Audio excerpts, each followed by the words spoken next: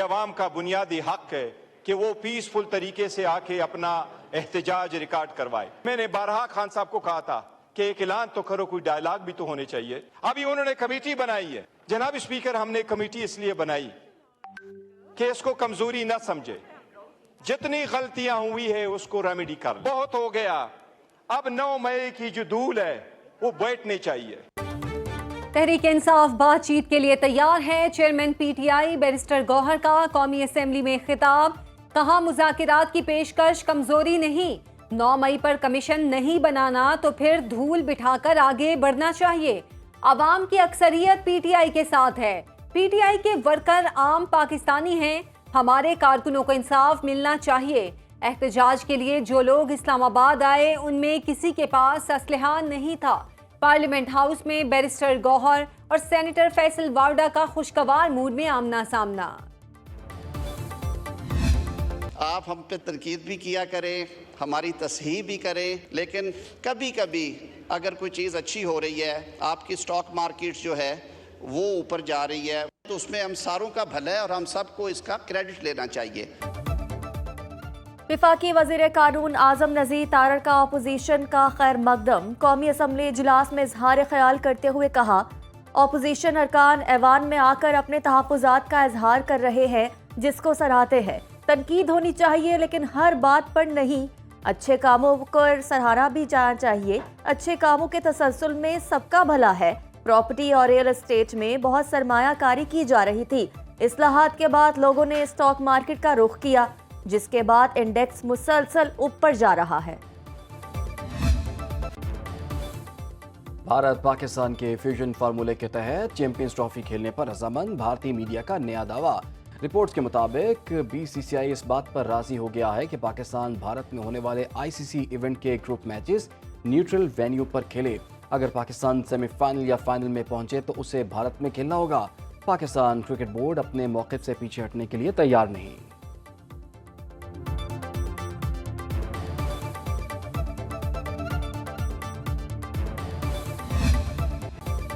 Lieutenant general retired Faiz Hamid का court martial दूसरे मरहले में दाखिल। बाज़ाब्ता चार्जशीट के बाद तहकीकात का दायरा कार वसी कर दिया गया। ISPR के मुताबिक रिटायरमेंट के बाद सियासतदानों से राब्तों की छानबीन शुरू कर दी गई।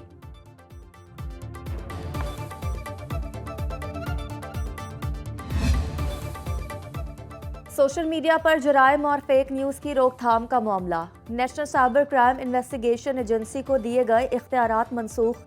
वजारत इंफॉर्मेशन टेक्नोलॉजी ने national cyber crime investigation agency को रूल्स के तहत बनाने का नोटिफिकेशन जारी किया। वजारत दाखिला और वजारत कानून के एतराज़ात के बाद इख्तियारात वापस लिए गए।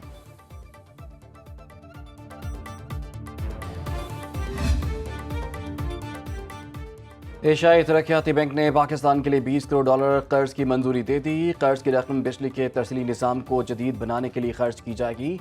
ADB एलामी के मुताबिक कर्ज की रकम से डिस्को से बिजली की काबिल भरोसा फराहमी यकीनी बनाने में मदद मिलेगी। लेस्को, मैपको और सेप्को के इंफ्रास्ट्रक्चर में बेहतरी लाई जाएगी।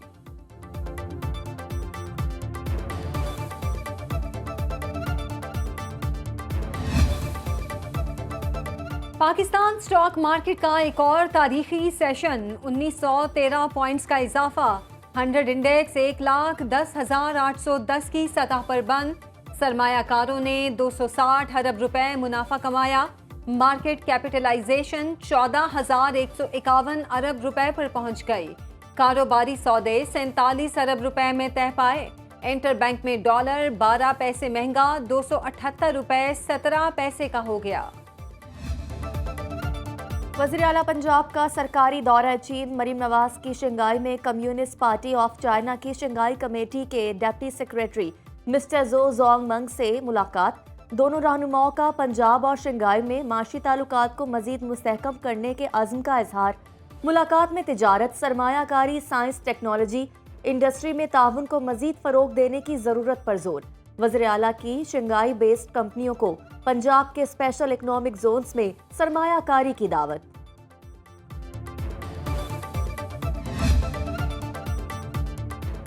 मुल्क के बालाई इलाके शदीद सर्दी की लपेट में। अस्तोर में मौसम सरमा की पहली बर्फबारी, बालाई इलाकों में 6 इंच तक बर्फ पड़ चुकी। बालाई इलाकों का अस्तोर हेडक्वार्टर से ज़मीनी राब्ता जुज़वी तौर पर मुनक़ता।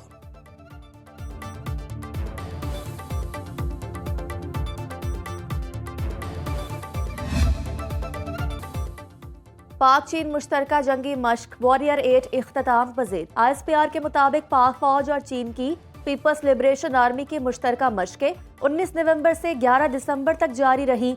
इंसदादी दहशतगर्दी के लिए 3 हफ्तों पर मुश्तमिल तवील मशकें हर साल होती हैं।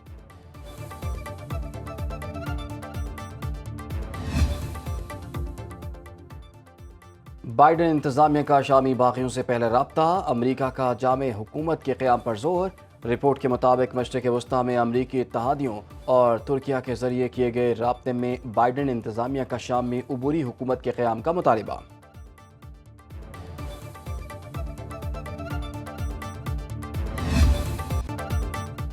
इसराइल के शाम पर 480 हमले, फ़ज़ाई और ज़मीनी कार्रवाई में 3 एयरबेस और 2 बहरी अड्डे तबाह। इसराइली फोर्सेस गोलान की पहाड़ियों से निकलकर दमिश्क तक पहुंच गईं। इसराइली वज़ीर दिफा कॉट्स का कहना है शाम के स्ट्रेटेजिक हथियारों के ज़खायर को मुकम्मल तौर पर ख़त्म कर दिया गया। जुनूबी शाम में दिफाई जोन बनाएंगे। शामी अपोजिशन ने मोहम्मद अल बशीर को 1 मार्च 2025 तक अबूरी वज़ीर आज़म मुकर्रर कर दिया। बांग्लादेश का भारत से इंटरनेट सर्विसेज लेने से इनकार। अबूरी हुकूमत ने भारत से इंटरनेट बैंडविड्थ ट्रांजिट मुआहदा मनसूख कर दिया। बांग्लादेशी वजारत टेलीकॉम के मुताबिक इक्तसादी तौर पर मुआहदे से कोई फ़ायदा ना होने पर मनसूख किया गया। मुआहदे का मकसद शुमाल मशरक़ी खित्ते के दूर दराज इलाकों में डिजिटल राब्ते को बढ़ाना था।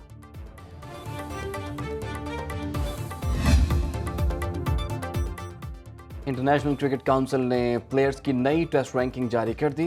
इंग्लैंड के Harry Brook number 1 test batter बन गए, जो रूट 1 दर्जा तनज़्ज़ुली के बाद दूसरे नंबर पर चले गए। न्यूजीलैंड के केन विलियमसन की तीसरी पोजीशन, पाकिस्तान के सऊद शकील 10वें नंबर पर मौजूद। बाबर आजम 1 दर्जा तरक्की के बाद 18वें नंबर पर आ गए।